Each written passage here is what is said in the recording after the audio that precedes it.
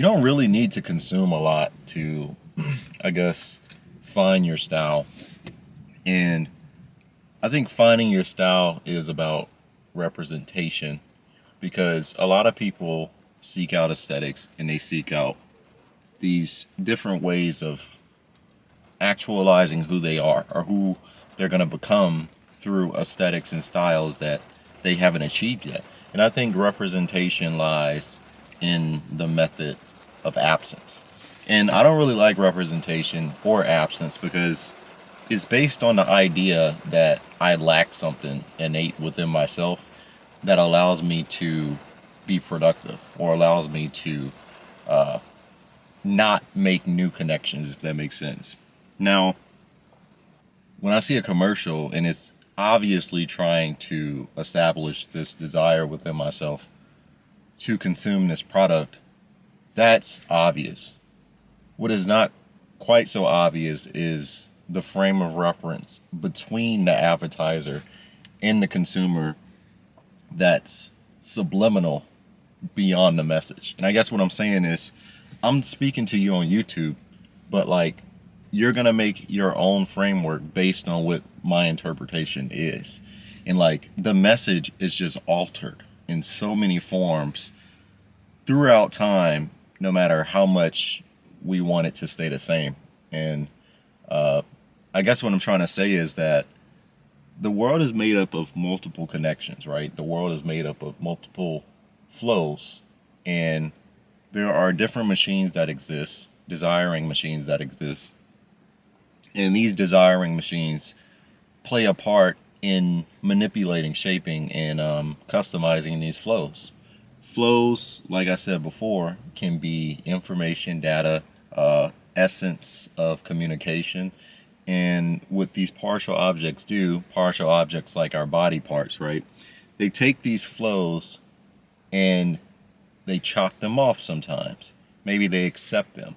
And then they take the flows and they traverse the flows through other machines around our environment or internally.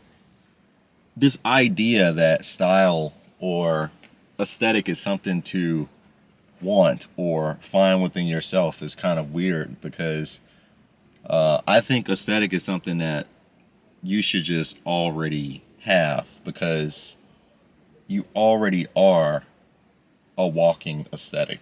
It's not something that you can consume because an aesthetic is just an archetype of structure.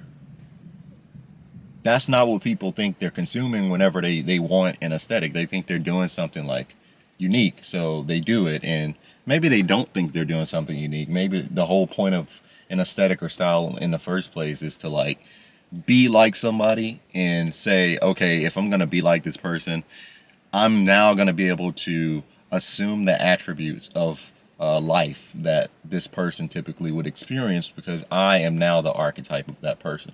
I think that's honestly a sad way to live your life because you're not actually creating new experiences. You're not actually being productive. Even if your consumption of a style itself through maybe a product is disguised as production.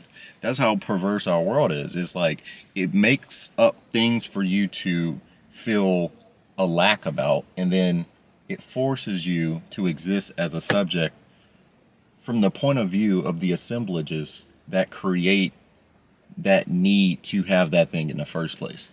And I'm not saying that we're manipulated. I think people know this is happening every single day, and we can't really control it because, well, I mean, it's certain attributes or certain inclinations towards being a subject to a certain system is rewarded. It's why people continuously send their kids to these institutions that we supposedly don't even trust anymore as a country. Specifically speaking, as a person living in the West, it seems like a lot of people are upset and they have this postmodern outlook on the system. It's like question everything, everything's wrong. But like nobody actually wants to change it because changing it means that you're going to be put up against a wall that deep down inside you know you're too scared to cross. Are you going to stay behind the wall and exist within the system that you live in and be happy about it, or are you going to break through?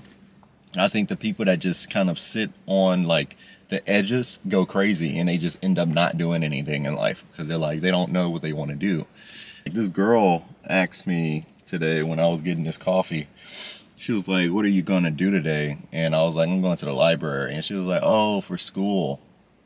And I was like, no, like just because I like going to the library, like it's peaceful. And she was like, word, like that's dope. A lot of people think different systems that they participate in have to be a part of something else. Like you're doing something or entering another control system because you want to get to another point, if that makes sense. I don't think it has to be that way.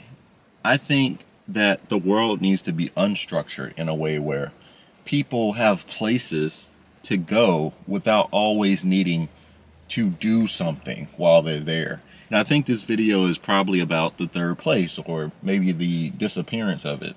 Outside the library, outside of like church, maybe church, because church asks you for money too. There's very few places you can go and like people don't expect you to buy food or like participate in whatever activities and machines that are already programmed for you to interact with. It's just like I don't want to do something every time I want to go somewhere. Like sometimes I just want to go somewhere that is a place where I can just exist and, you know, meet other people that are just existing. Because I think if you go to places that are constantly like expectations of production or expectations of like pre-programmed interaction, it becomes cliquish. That's why it seems like every time you're out, everybody's doing something already with a group of people, and it's like, yeah, you can just be one of those people to walk into a bar by yourself or, you know, go watch a game at a sports lounge, but it's like nobody actually puts that in practice because it's weird. Deep down inside, you know, it feels weird. Nobody wants to do it because it's freaking weird. So we all end up being isolated because we don't have places where we can congregate and meet people. And I think a part of the reason why we don't have these places anymore is because these assemblages, the systems themselves that form these places, or what were third places years ago when our parents were growing up, they have been commodified. Almost everything in this country has been commodified to the point where I'm not going to even be surprised if we start getting advertisements in our sleep. More and more each year, things become more apparent in regards to the direction we're going towards our interactability as people. So I don't know what quite to do anymore, honestly. The best thing that I've been doing, what I do now is just like, I literally just talk to anybody I see. Even if they don't look like they want to talk, I'll just say something to them, right? Because I'm not expecting a full conversation. I just want to interact with another human. Because I'm tired of going out and seeing people like glued to their phones. What are you doing on your phone so much? And they never do anything. If you really just look at people's phones in public, or you look at your friends' phones, you will notice that they're not even doing anything. They're just looking, they're just vicariously living in another person's virtual world. At some point, we are all subject to an elitist group. And we have to question these networks that we know exist, but we choose to do nothing about every day because these networks affect our interactability within the world. And I think a lot more people my age, a lot more people, shit, your age would be happier if we just could interact more, man. We can at least talk about these things in public without them being like, oh man, too deep for me.